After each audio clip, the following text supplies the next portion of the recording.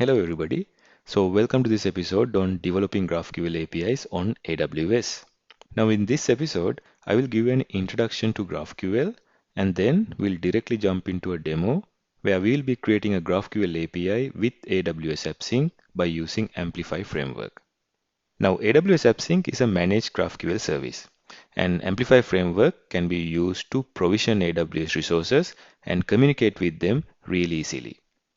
So during the demo, I will create an GraphQL API for an online store. And to create that API and also to communicate with it, we're going to be using Amplify framework. But before jumping into that demo, I will give you an introduction to GraphQL. So by the end of this episode, you will have a good understanding about GraphQL APIs and how to build them using AWS AppSync and Amplify framework. Well, my name is Manoj Fernando. I'm a technical architect at 99x and I'm also an AWS community hero from Sri Lanka. Alright, so let's get started. Now, the best place to learn about GraphQL is the GraphQL website itself. So if you go to graphql.org, you can get a very good understanding about GraphQL. So what is GraphQL, guys? Well, GraphQL is a query language. You can use this query language to query data from your backend. Now, GraphQL was introduced by Facebook as a specification, and a lot of frameworks and languages have implementations for that specification. Now, if you want to know more about those implementation, you can simply go to this code section. So here you can see all the languages that have support for GraphQL. So you have JavaScript, Go, PHP, Python, Java, and all these famous languages. Now these languages have implemented GraphQL Server, Client, and other GraphQL tools. Now for example, if you go to JavaScript, you will see the server implementation for GraphQL in JavaScript. Here we have GraphQL.js, Apollo Server. Now these are very popular servers for GraphQL, and Express.js, GraphQL Yoga, and GraphQL Helix, and so on. So if you want to build a GraphQL server, you can choose one of these implementation. Now let's say you want to use Apollo server. So you will just install it using npm and require that particular library. Define your GraphQL schema and define your resolvers and then spin up your GraphQL server. So once you have a GraphQL server running, then you can use one of the GraphQL client libraries. Now here under this section, you have all the GraphQL clients. For example, you can use Apollo client. And this Apollo client works well with famous frameworks like React, React Native Angular, or just plain JavaScript. And you can easily use this Apollo client to communicate with the GraphQL server. Now, if we go back to our GraphQL server, now I already mentioned we need to define something called schema. And then we have to have resolvers. So what do we really mean by GraphQL schema and resolvers? Now I will go to the home page. Now here in the home page, you can see the steps that is required to create your GraphQL schema. First and foremost, you need to describe the data that your backend supports. Now in order to describe your data, we are using a GraphQL schema. Now in order to define a GraphQL schema, we are using this type system. Now here, have a look at this example. This is describing the entity project. So a certain project will have a name, tagline, and also the contributors for the project. So when we are defining these GraphQL fields like name, tagline, and contributors, we need to associate the data types that they belongs to. For example, name is of string, tagline again is of string. Now these simple types we call scalar types. But if you look at contributors, now contributors are list of users. So this user itself is another type. So like these complex types, we call it non-scalar type. So your first step of building a GraphQL API is to define your schema that describes the data that your backend supports. Now, once you have this GraphQL schema defined and associated with your GraphQL server, then you can use a GraphQL client library to query the data that is defined by the schema. For example, have a look at this. So you describe your data using the GraphQL schema and then ask what you want. So in this example, if I just need the tagline of the project, I will query only that. So I don't need the name or the contributors, but just the tagline, and then I will get the tagline of the project. Now this way of querying the data is really powerful, guys. Now imagine that you have multiple clients that consume your backend GraphQL API. So it could be a web client, it could be a mobile application, or it could even be a smartwatch. Now when it comes to your web application, you might need all these three information: name, tagline, and the list of contributors, so you can show all of these in the same web page. But maybe in the mobile application, you just want to show the name and the tagline, and you don't want to get the contributors and show it on the mobile screen. But in the smartwatch, you just only need to show the name of the project, because smartwatch, the screen size is very small. You can really show a lot of data. So when we are using GraphQL, we can simply use this GraphQL query language to request the data that each of these client exactly needs. So we are not overfetching or we are not underfetching.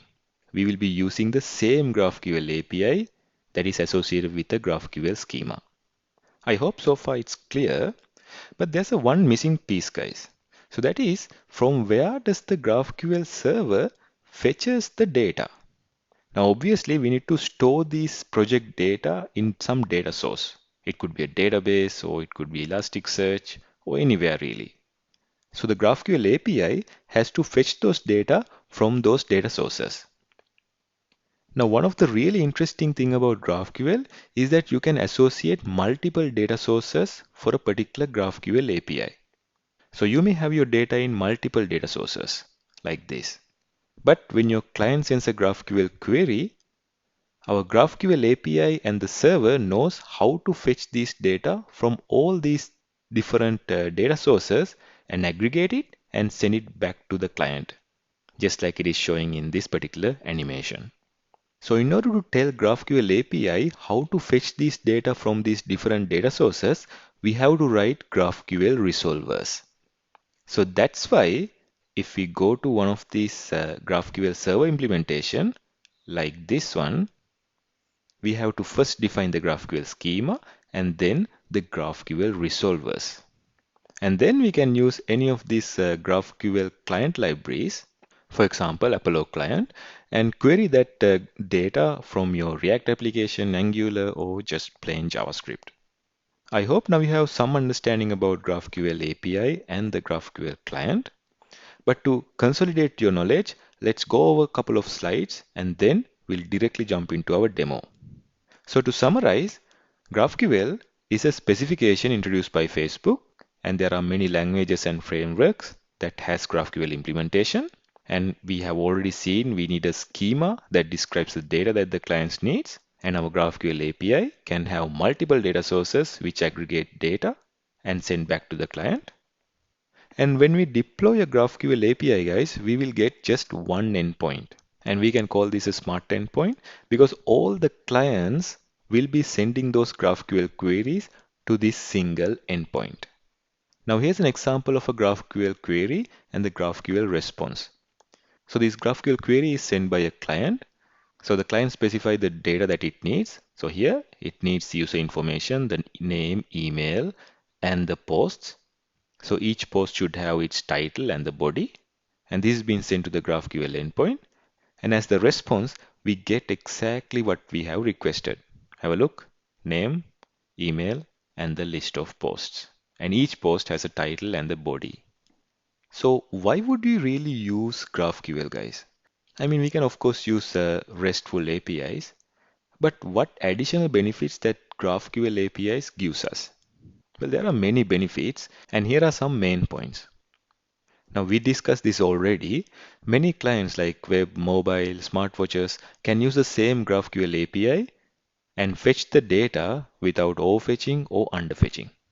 And here's another important one. These GraphQL APIs, guys, it supports for real-time communication. Now, in our GraphQL schema, we can define a specific type called subscriptions. So what it essentially does is it will listen for the data change request. For example, from your client, you can create a user. So as soon as a user is created, then this subscription will fire up. So all the connected clients will receive that update instantly. Now there are other benefits like it prevents accidental data leakage because we know GraphQL API is always based off of a schema. So in the schema, we define what are the return data types. So when your client application requests data from the GraphQL API, those data has to conforms with the return type. So there won't be any accidental data leakages. And there are many more benefits with GraphQL API, such as it easily supports for pagination and also it supports for offline and so many other benefits. So that's why you should really choose GraphQL over REST when you are developing your APIs. Okay, so what is AWS AppSync, guys? AWS AppSync is a managed GraphQL service. Now I show you examples.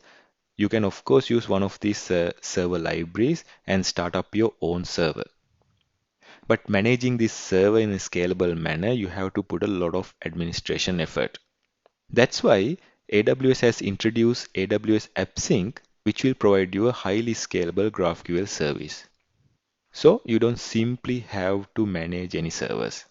You can use all the AWS security construct to secure your GraphQL APIs. Now, in addition to that, it supports real-time communication with scalable WebSocket and also offline capabilities. So that means if your clients goes offline and when they come back online, it will automatically handle the data synchronization with conflict resolution, which is really powerful. So how does it work? Now have a look at this diagram. Now here you can see the AWS AppSync service. Now these are all your clients. So it could be web apps, mobile apps, IoT devices, and so on. Now it is pretty much similar to creating a GraphQL server. Now when you are creating a GraphQL server, we have already seen we need a GraphQL schema. And then we need to attach the resolvers so the GraphQL API knows how to communicate with the data sources. So here in the AWS AppSync service, you first have to define your schema and then associate the data sources. Now here I can directly associate AWS data sources like Amazon DynamoDB, Aurora Serverless, Elasticsearch, Lambda, HTTP. Now with HTTP endpoints, you can connect with any AWS services really. And also you can connect with public HTTP APIs. Now these could also be some servers running on premises, but with a public HTTP endpoint. So when you define all these data sources that your application requires, then you need to define the resolvers so your AppSync API knows how to communicate with these data sources and fetch the data when there's a request or a query from any of these clients. Now, since this is an AWS service, we can of course use Amazon CloudWatch for monitoring purposes. So let's summarize. AWS AppSync is a managed GraphQL service and it supports for highly scalable WebSockets, and also it is integrated with multiple data sources from AWS, and it can detect conflicts when using offline and also resolve those conflicts. And we can use CloudWatch for monitoring and logging. Now these things we already discussed, but in addition to that, guys, we can associate an AWS AppSync directly with Amazon Cognito user pool. Now, Amazon Cognito user pool is a scalable user directory. Now, if your application needs to store your users, it is a good idea to decouple your users from your application and separately manage them. And that's where we're going to be using an Cognito user pool. And Cognito user pool supports groups. So if your application has admins, you can put admins to a one group and the rest of the users to another group. And then you can associate different identity and access management roles to these groups. Now these IAM roles will have their own permissions. So when you associate such a user group with AWS AppSync API, the AWS AppSync API is able to derive those permissions from those roles directly. So we don't have to do anything really. So that's why it is mentioned the built-in Cognito user-based authorization support. And apart from that, AWS AppSync also supports for server-side data caching. So the queries from the clients will be resolved really fast. Okay, I think now you have a really good understanding about AWS AppSync. So next, let's jump into our demo where we are going to design an online bookstore API with AWS AppSync, and we're going to be using AWS Amplify framework to provision these resources. Now, here are the steps that we are going to follow. First, we are going to create the AWS resources with Amplify CLI, and then we are going to create the GraphQL schema. And after that, we will add the corresponding data sources, and we will add the relationship between different application entities.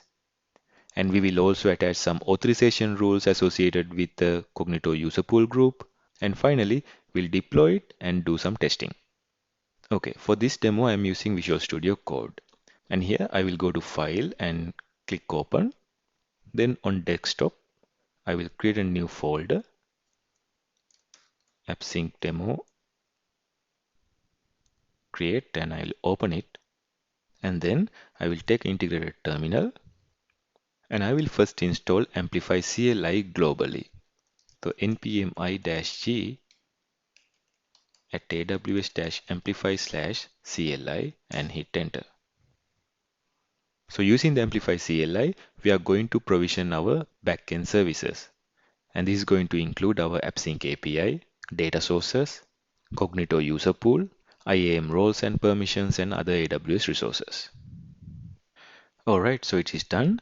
Let me show you the Amplify CLI version that I'm using. So it is 4.41. Now, in order to use Amplify CLI to provision our AWS resources, we need to configure our local machine with AWS credentials. Now, we can easily do that with Amplify configure. So this command will open up my AWS account and let me create a new AWS IAM user. So once I logged into my AWS console, I can come back to this Visual Studio Code and then hit enter. Then I can pick the region. So I will pick one of these regions, EU West 1, and I will give a username, reskill user, and again it will redirect me to IAM management console. So the username is automatically created. I will give programmatic access, and let's attach administrator access for this particular user and review it and create the user. Now if I come back, then I can hit enter again, and this is the place I need to enter the access key ID and the secret access key ID, which is shown here. So I'll do it off the camera. Okay, then I can create an AWS profile. So let me create a profile called Reskill. That's it. Now I can start provisioning AWS resources from my local machine using Amplify CLI. Alright, so let's imagine our online store is a React application.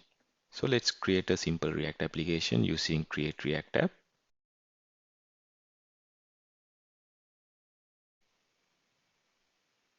And I will cd into my online store. So when I expand it, I will see all the files, source directory and the other directories. And now I'm going to initialize an Amplify project. For that, I will do Amplify init. Name is my online store. It's a dev environment. I'm using VS Code. And this is a JavaScript application. And we are using React. Source directory is src, as you can see. And the distribution directory is build command, start command, and that's it.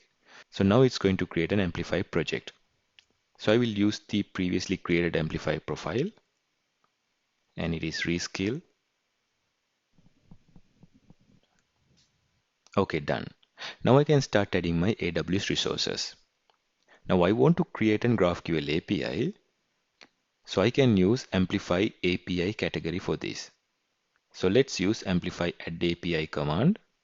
Clear the screen. Amplify add API. Now I can choose between GraphQL or REST. I'll select GraphQL. API name. Now here for authorization, I'm using Cognito user pool. The main reason is AppSync support Cognito user pool group-based authorization out of the box. So let's choose this. Now I'm configuring the Cognito user pool. So instead of default configuration, I will choose manual configuration. User sign in and sign up with IAM controls. Accept the default for the name and accept the default for the identity pool name. And I'm not allowing any unauthenticated users. So here I select no. Select no for third-party authentication provider. User pool name, accept the default. Users will sign in with their username. And this is an important question. Do you want to add user pool groups? Yes. And the first group name I'm going to add is admin. So this is the group where I will add all my admin users. I'm going to add another group. Yes. And this group is users or user. So that's it. No. Now here I need to define the preference. If a user in both admin group and a user group, priority will be given to the admin group.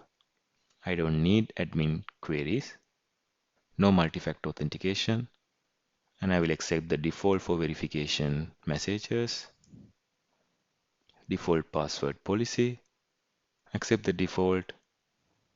Let's use the default user attributes for the Cognito user pool. No Lambda triggers, and that's it. And let me show you all the configuration that I have just added.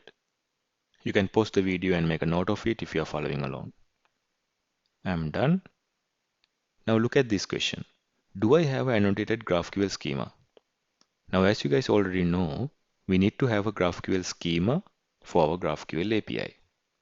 So I don't have one. So let's say no. Then it's giving me some templates. So let's use one of these template, one-to-many relationship template. So I will edit the schema now. Now if the file is not open for some reason, just like me, you can go to Amplify, Backend, API, My Online Store, and schema.graphql. So this is the sample schema that Amplify has generated. So let me delete this. I don't need that one. I will create my first type. Let's call it book. Now remember we are creating a API for an online store, and let's imagine this is an online bookstore. A book has an ID, and this is of ID type. Now it is an inbuilt type of GraphQL. Then a book has a title, and this is a string.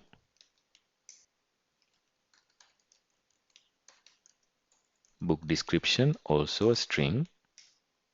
So I will remove this exclamation mark because description is not mandatory field for our book, but title is.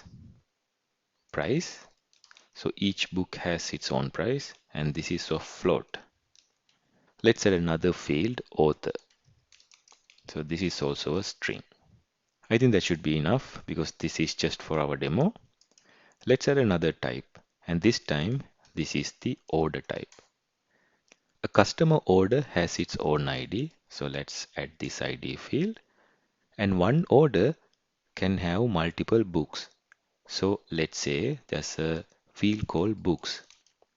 And this is not a scalar type, guys, so I can't just say string here. Because an order can have multiple books, we need to have a list of books type. So instead of string, I will add an array, and this array is type of books. Then let's add a total.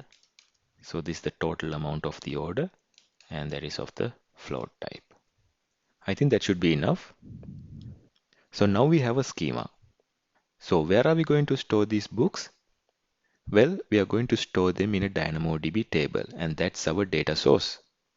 Now this is where Amplify library really makes our life easy. I can just add a directive called model, and as soon as I added this at model directive, Amplify is going to create a DynamoDB table for this book type. Not only that, it is going to create resolvers to create books, update books, read books, delete books, and all those operations as well. So we only have to define this at model directive. So similarly, I'm going to add at model directive for order as well because we need to store our orders. So Amplify will create another table for order and also the resolver logics. Now since there's a one-to-many relationship between an order and book, I'm going to introduce another directive here, and this directive is called connection. Now there are a lot of additional parameters that we can pass into this add connection directive, but I'm not going to use any of that in this demo. Let's keep it very simple. But if you want to learn more about it, go to this URL. And here it has a comprehensive documentation for add connection directive. Okay, so what have we done so far? We have defined two GraphQL types in our GraphQL schema, and then we created data sources for each of these types. So basically two DynamoDB tables to store orders and books. And then we define the relationship between these types. And now let's add some authorization logics with Cognito user pool groups. So the authorization rule that we are going to add is for the book type. So let's say only the admins can create books in our books table. Now I'm going to introduce another directive from Amplify, and that is called @auth. I will open and close parentheses. So inside these parentheses, I will open and close brackets. Now inside this bracket, I can define my authorization rule. Let me copy paste one of that. So this rule states only the users inside the admin groups are allowed to do all the operations for a book. That means creating books, deleting books, and all that. And let's add another authorization rule. I will copy this and paste it. This time it is for the users group or user group, and this has to be simple. And this time I'm allowing only the read operation for the users in the user group. So I will add another attribute called operations, and I will only allow read operation. Okay, so now let's deploy this API. I will clear the screen and I will do amplify push. So this command will provision all the resources associated with our GraphQL schema. I will continue it. Okay, there's an error. Expected the name but found this.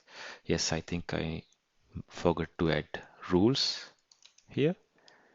And let's say, okay, so it is rules array. And I need to add a comma here as well. Let's try again. Amplify push.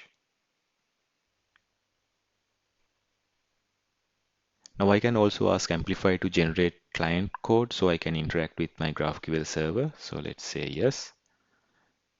And the client code is in JavaScript. I'll accept the defaults. So Amplify will not only help me creating the GraphQL server, and it will also help me to create all the queries and mutations for my client. Okay, so it is deployed. Now, can you see? It has given me that GraphQL endpoint. Now, this is the endpoint I referred to as Smart Endpoint.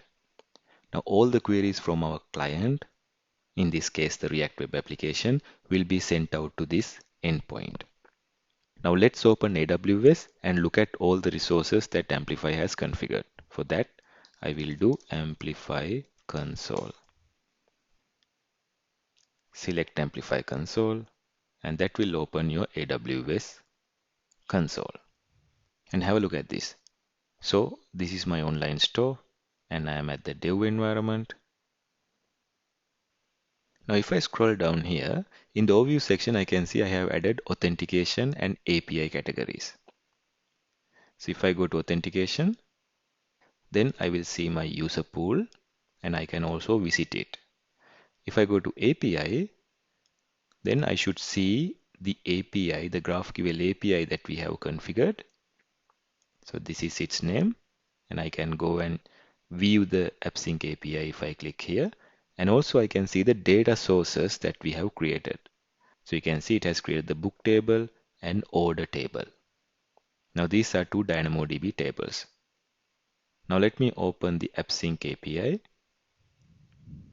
Now this is the AppSync API that Amplify has configured. I can go to queries section and then I can test my API. Alright, so this is what I want to show you in this episode, guys. Now in this demo, I only showed a sample GraphQL API. If you want to learn how to build a comprehensive API, click the link that is appearing in the screen now. Thanks for watching guys, and I'll see you in another video.